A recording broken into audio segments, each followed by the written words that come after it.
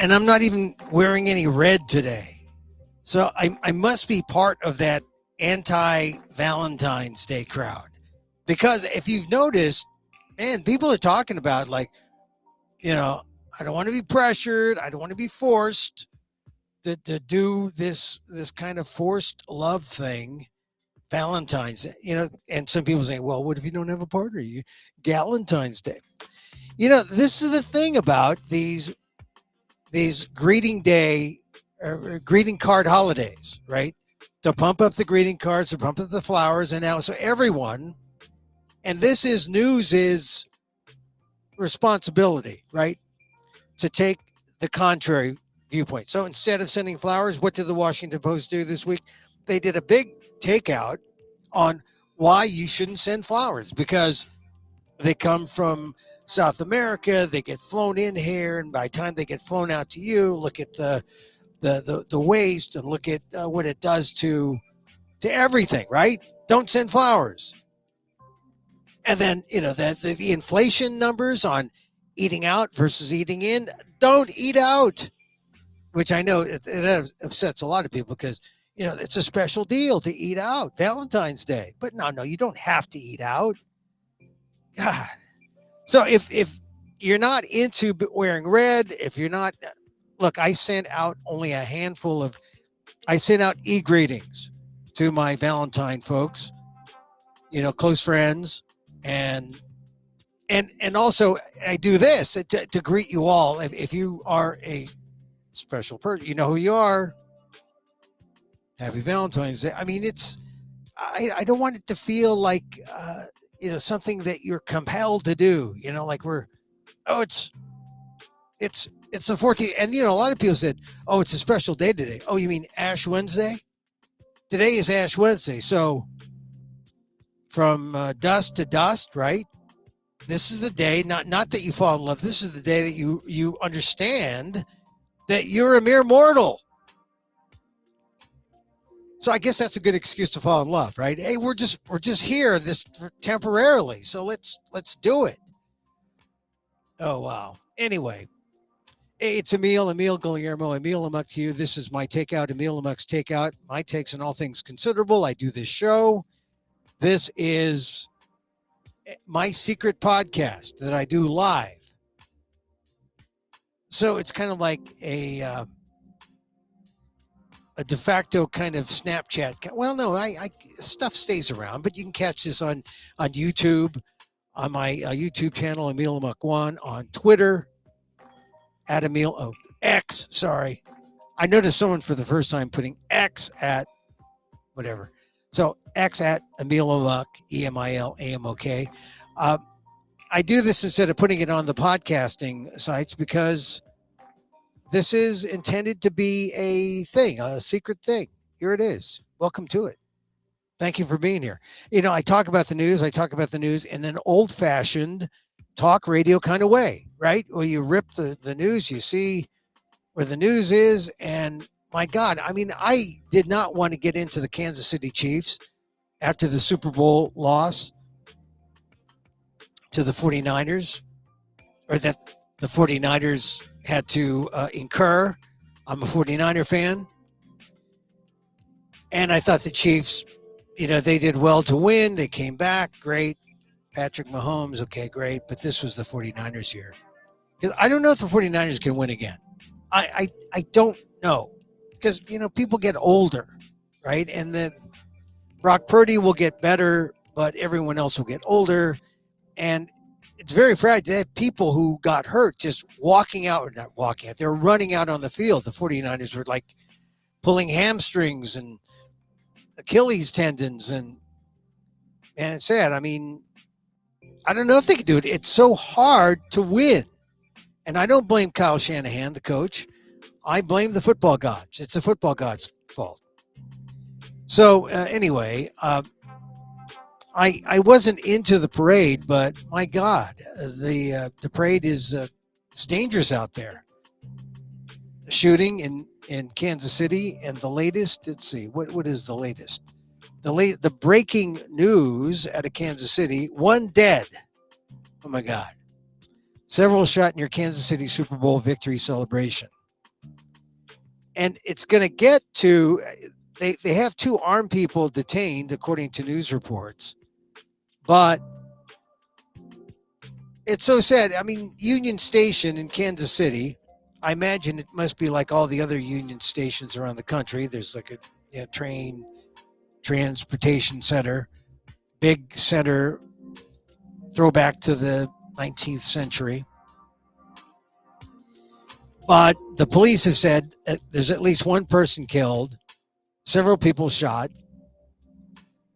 Scene of chaos as thousands of fans fled the rally. 2 armed people detained by the Kansas City police. Not immediately known how many people have been injured, but multiple victims. Here's the sad thing. The sad thing about all this is that this is America, right?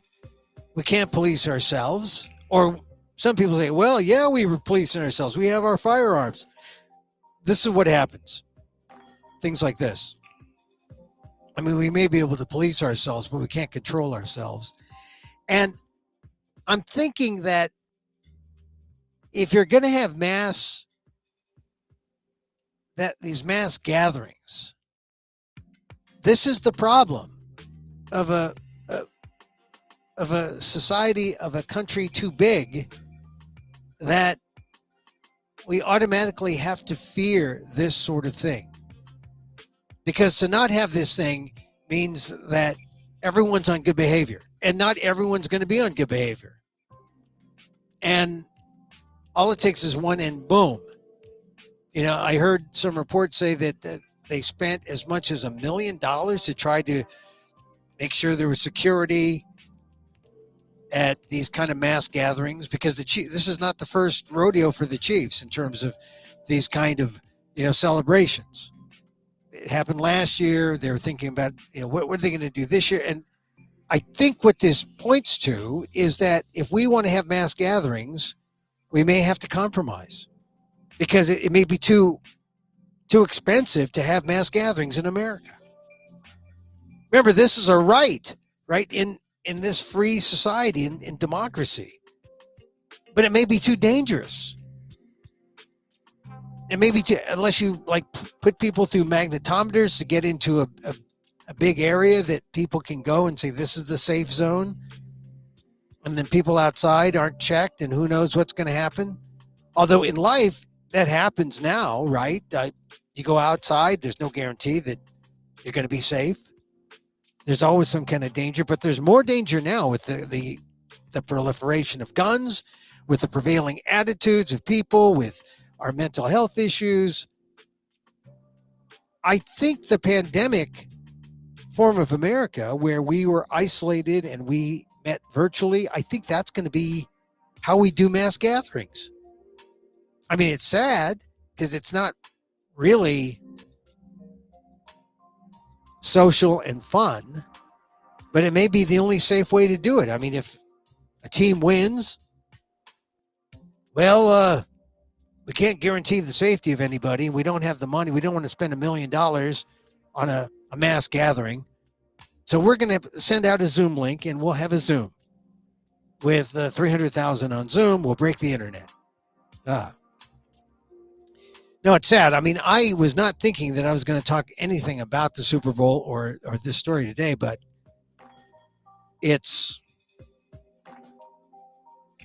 I guess, a sign of the times. Is that how we put it?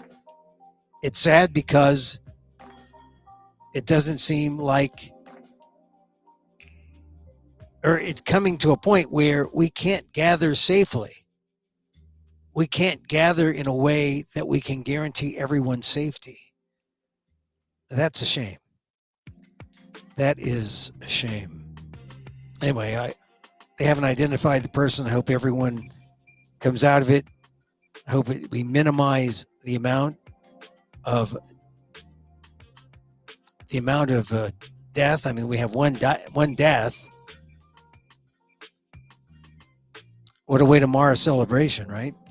Although, a lot of people are trying to mar this Super Bowl, saying, oh, Taylor Swift is a Democrat, and she was going to go out with Travis Kelce in the middle of the field and declare for Biden or some such. I mean, the conspiracies are crazy.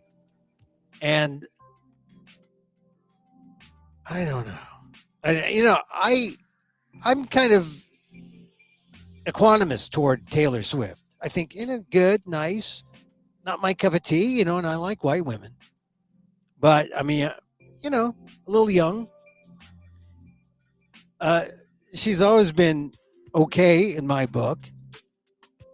But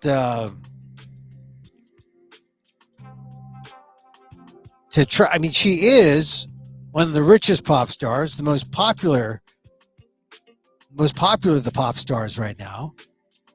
So I guess that makes her a target for people who see Trump as there only should be one popular figure. It's got to be Trump, not Taylor. So anyway, like I said, I wasn't going to talk about it. I was going to talk about some of the other things that happened yesterday. I took a break yesterday. I went on Tuesday. Wednesday, I was just a busy day. So I thought, okay, let's save it. Let's see what happens. And then we had the Mayorkas impeachment, which was just stupid. Although, look, let's face it. The Democrats went after Trump. He was impeached and exonerated by the Senate. Same thing's going to happen here. It's going to amount to nothing, but it's going to worse than what happened with Trump. I mean, Trump, you had to make a statement. He wasn't going to get convicted in the Senate, but maybe if people saw, the legal basis for the impeachment, you'll have some people crossing the aisle and taking not just a spirited stand, but a moral stand that a person like President Trump, or a man like Trump, shouldn't be president. But we didn't have that. I mean, he was impeached by the House, exonerated by the Senate.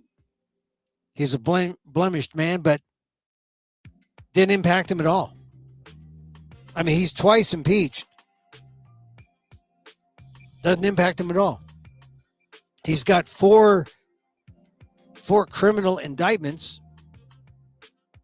Another big milestone in all four cases on Thursday.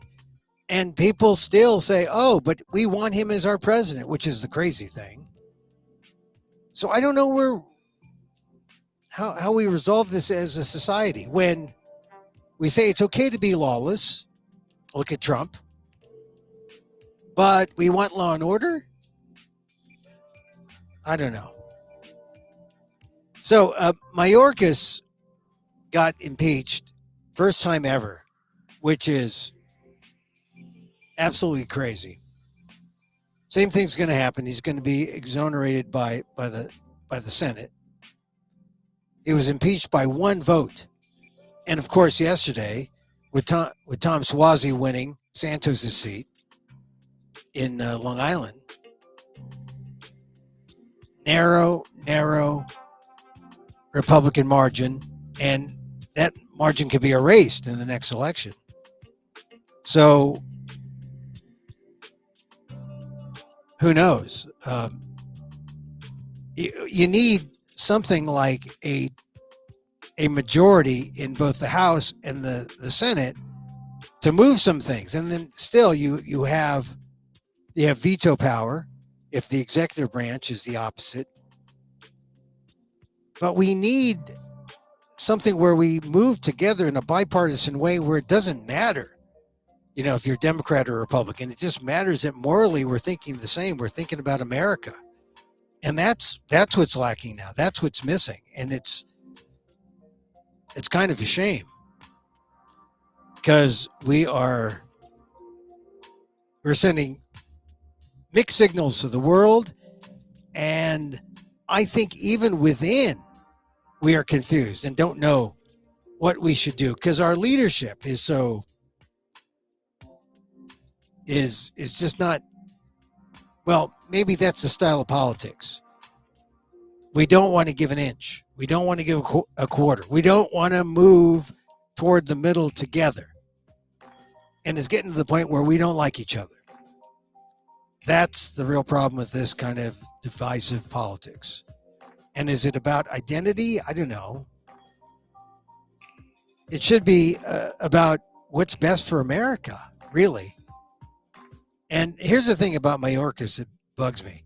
So we go through this dog and pony show, the impeachment. Oh, Mayorkas is gone. Oh, he's not going to be thrown out because the Senate,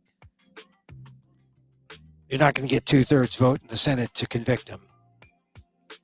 Boy, wouldn't it be wonderful if the Congress spent some of their energy not on some bogus impeachment, but on actually trying to find some solutions to the immigration problem that they've kicked down the road and deferred for decades, at least 3 decades.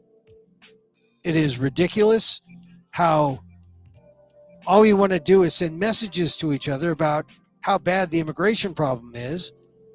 And then we do all these things on the side to not fix it, but to aggravate our feelings toward each other, which are not good. And that's the state of America right now.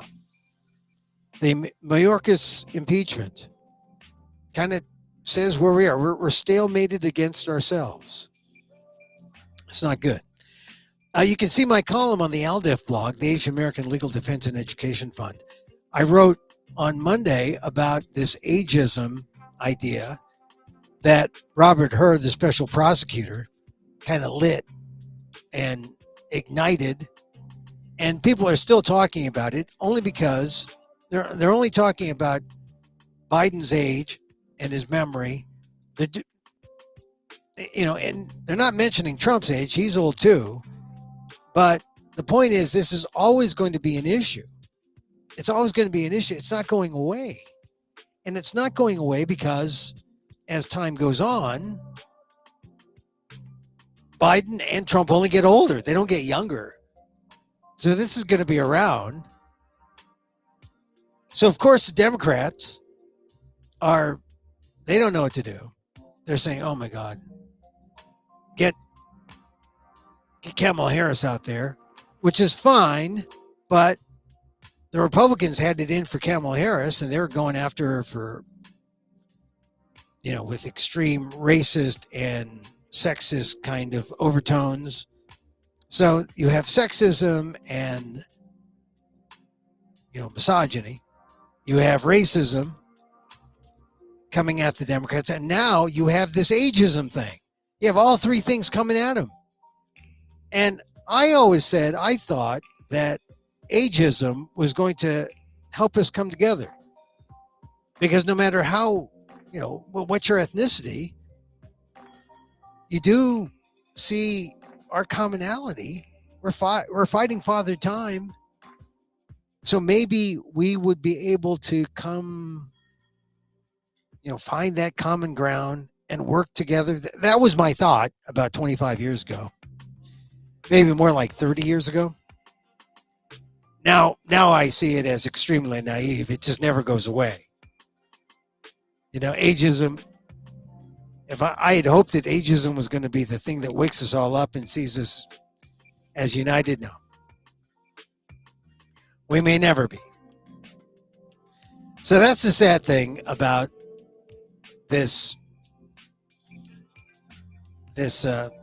moment where ageism has been thrust into the limelight. And now we see it as dividing the country. And because of that, the Republicans aren't giving up. The Republicans have gone to Congress, said, look, we want to see the transcripts of the Biden, her deposition. We want to see it all. We want to, if there's a concern about American security or security, our national security, we want to see it. This is a crazy thing, right? National security. They're talking about Biden posing a risk to national security. Meanwhile, there's Donald Trump, who wants to be president, talking about not honoring our allies and then allying himself not with our allies, but with our enemies, saying, oh, Russia, let Russia do anything they want. That's crazy. That is crazy. Donald Trump is a national security interest, or not national security risk. So, anyway, look for the Robert Hur issue to continue because, as I said, the Republicans already asked for transcripts. They want to investigate. They don't know what they're going to find. It's all just more dog and pony stuff in Congress when they have some real stuff to do. I mean, it's sad to see what's going on in Ukraine. It's sad to see what's going on with Israel and Gaza. I mean, there are some real issues that they could work together and put their mind to, but they're distracted by this nonsense. It's nonsense. You know, the Mayorkas impeachment. If they want to solve the border crisis, then they should solve the border crisis. They shouldn't get involved in all this phony impeachment stuff with Mayorkas. Stupid. And this phony her stuff.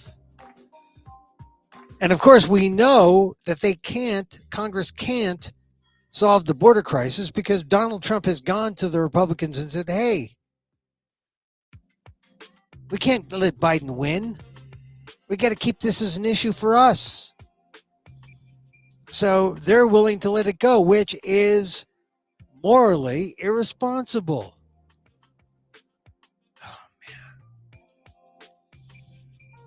Right, you see, you just can't talk about politics very long because you end up getting too darn frustrated, and it's hurtful. And then you get stories like this came up earlier this week. One of the good guys at National Public Radio when I was there was Bob Edwards, and God, he's 76, or he was. When he died, he hosted Morning Edition for 24 and a half years. And I remember when I got there, one of the first guys to greet me was Bob Edwards. I mean, I was coming in during the day and he was finishing off his shift and going home. And it was always great to see him. He was this tall, lanky guy from Kentucky. Or at least talked about being a Kentucky colonel. I don't know if he was from Kentucky, but when I wanted, when I had some, when I think of the people who were nice to me, the people who were welcoming, the people who were warm, the people who really made me feel at home, it was Bob Edwards. Of all the hosts, and there were many hosts when I was there, Bob Edwards, he was the best. Followed closely by Susan Stamberg. All the rest, okay, but those two. Susan's still with us. Edwards passed earlier this week, age 76. Yeah, he was from Louisville. Born May 16th, 1947. His father worked for the city government in Louisville. And he knew he had a voice for radio as a child. He would answer the phone, and callers would say, hello, Mr. Edwards. And this is when he was a kid. I think you feel this, you know this when you're a kid and you're blessed with a voice like Bob did, or Bob had. And, if you worked, like I know when I worked in radio, I just knew, I have this voice. And it was, no matter what I tried to do with it with accents, you notice I'm a little raspy today. And the funny thing is, I was working on my Trump accent today. Oh my God, it's like Melania. Gotta fight like hell. We're going to lose our country. I mean, the Trump accent comes naturally when you're about to go get sick, I think. But Bob, good guy. Always there. Made me feel at home when I got there in 1989. And, he wasn't exactly let out with a... they didn't have a parade when he left NPR. He started his own. He signed up with Sirius and had the Bob Edwards show. But the thing about Bob, he was kind of everyman. He was an everyman kind of guy. And what I liked about him was he can, and this is the best thing about NPR, about the hosts there. The best ones, you can be hard when you need to be hard and soft when you need to be soft. It's because news and life, it's comprehensive. You cover it all. And Bob had that gift. Light touch, but also had the weightiness in his voice to let you know the worst things that happen in the world. He could be that messenger. Bob Edwards. Here is the New York Times obit for Bob, written by Trip Gabriel. The lead, Bob Edwards, the host of NPR's Morning Edition for nearly a quarter century, whose rich baritone and cool demeanor imbued his radio broadcast with authority in reaching millions of listeners, died on Saturday in Arlington, Virginia. He was 76. So that's a good lead. Gets it across. Bob Edwards, the first words, the guy's name. The host of NPR's Morning Edition, that's what he did for nearly a quarter of a century. Oh, that's the newsy part, along the longevity. Whose rich baritone and cool demeanor. Yeah, he was cool. And he had that baritone sound that just in those first words, you captured Bob. The baritone, the demeanor imbued his radio broadcast with authority. That's what you want in a news guy. That's a good lead by Trip Gabriel. Imbued his radio broadcast with authority in reaching millions of listeners. That makes him significant. He wasn't some local guy. He wasn't some on-the-hour network newsreader. He reached millions of listeners. And then it gets you to the news. Died on Saturday in Arlington, Virginia. He was 76. That is a good the thing about these obituary writers, some of them are really great reporters.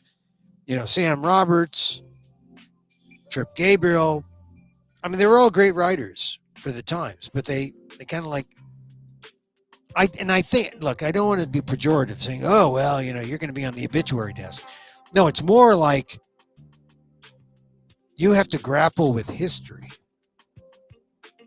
And this is the stuff that's going to be read this year, next year, 10 years, 20 years. People are always going to go to the obituaries to say, what happened to Bob Edwards? I mean, another great hero of mine, Spalding Gray, I missed his death, January 11th, 2004. This would have been the 20th year of Spalding Gray's passing. And I totally missed it. Here we are in February. Totally missed it. So, of course, I did a Google search in there, got to the obit. That's why the great obituary writers are sometimes the people with the most longevity at a paper who've been there the longest time. The best writers and they're writing for history. Now, let me go to the second and third graph, because for newspapers, you got to read at least the first three graphs, right? So the second graph was his death at a rehabilitation facility was from heart failure and complications of bladder cancer, his wife, Windsor Johnson, said. So they got the attribution there at the end. You find out what happened. He had cancer, heart disease. He was rehabbing. Mr. Edwards, a Kentucky native who knew from an early age that he wanted to be in radio, joined NPR in 1974 during the Watergate hearings. That year, he became a co-host of All Things Considered, the public broadcaster's signature evening news magazine of interviews, analysis, and features. Its success led to the spin-off Morning Edition in 1979. Mr. Edwards began as a 30-day temporary host of that program before going on to serve as its anchor for 24 and a half years. And so, Susan Stamberg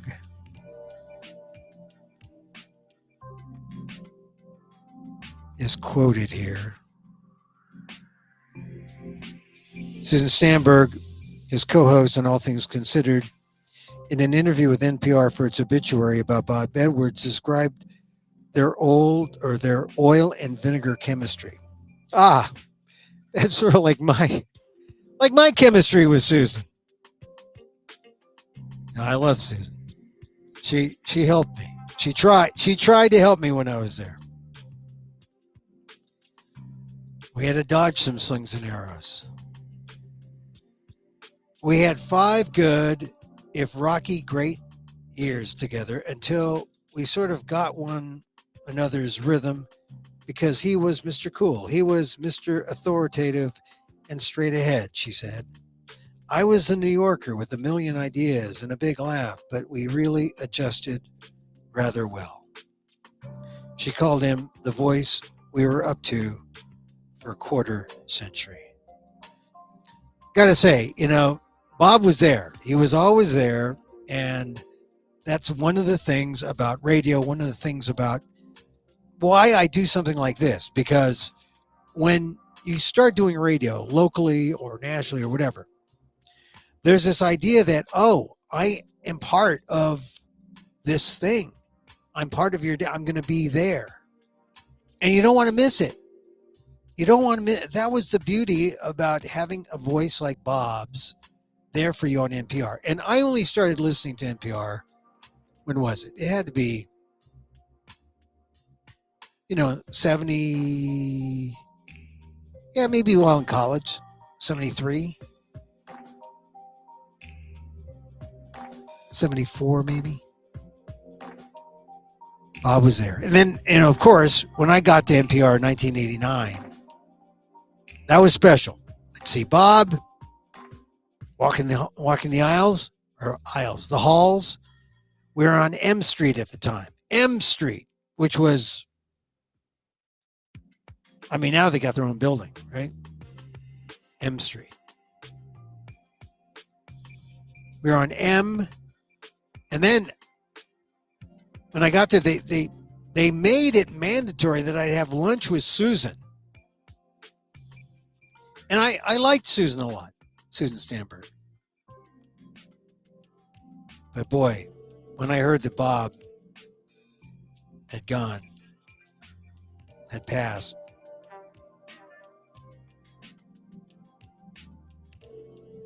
yeah, I felt it.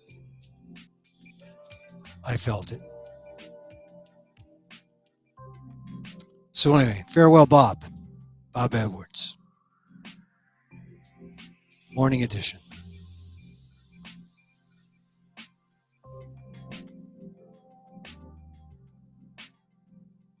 Okay, what else? What else are we talking about? I guess that's it. I'm going to just cut it short. Tomorrow, Thursday, the big day for the Trump cases. A lot coming down. That's tomorrow. I just want to mention, I got to plug all the things I'm doing. If you go to my Facebook site, just my name, you'll notice I said something like I'm going to be at the Improv on the 18th, Sunday the 18th. So check out Sunday the 18th at the Improv, 4 p.m. I'm part of a show there. And if you're in LA, I mean, don't make it a special drive. If you do, let me know and I'll do something special for you, like have a show in your area or something.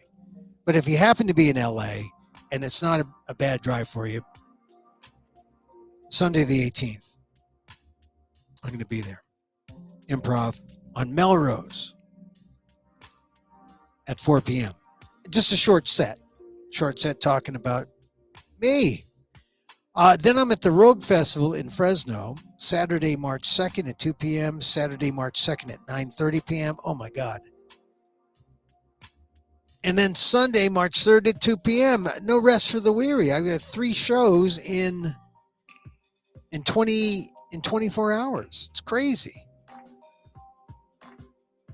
If I survive that, I come back Thursday, March 7th at 5:30, Saturday, March 9th at 5 p.m., and then that's it. So 5 shows at the Fresno Rogue Festival.